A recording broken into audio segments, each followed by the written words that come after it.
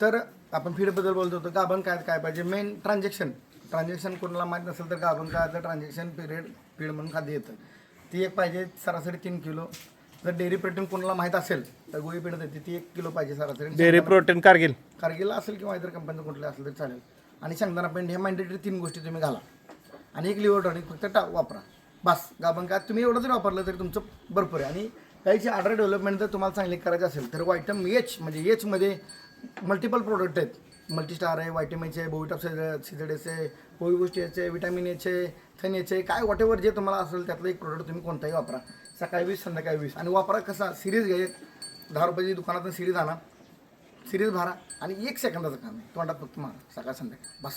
याला खरोखर धंदा करायची. दुसरी गोष्ट गाय डिलिव्हरी झाल्यानंतर वारधार वगैरे व्यवस्थित पडली पहिल्या दुसऱ्या दिवशी 2 इकोटाचे 2 NPCR गोळ्या आवर्जून चारा.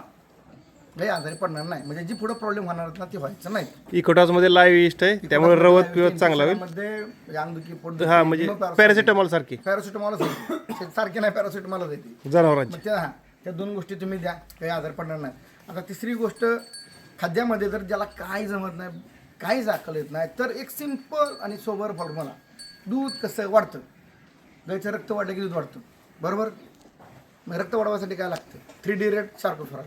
काय जमणार तर शार्कोफेरॉल घ्या रोज एक सकाळी 200-200 ml खोराकात भुसाट मिक्स करा आणि गायला द्या. एक 10 दिवस द्या रिझल्ट तुम्हाला अप्रतिम. फक्त तुम्ही एवढीच काळजी घ्यायची की आपल्या घरी एक सुंदर असा 100 रुपयाचा थर्मोमीटर असावा आणि एक मेडिकल फर्स्ट एड किट त्याच्यामध्ये इकोटास NPCR ऑक्सिटेट्रासायक्लिन किंवा प्रोविसेकच्या बोलसच्या गोळ्या असाव्या किंवा अजून 2-4 औषधं घरी आपल्या स्टेपनीला असावी. 500 रुपयाची तरी 1.5 लाख रुपयाची गाय घेता माणसानं तेवढ्या गोष्टी काळजी घ्या.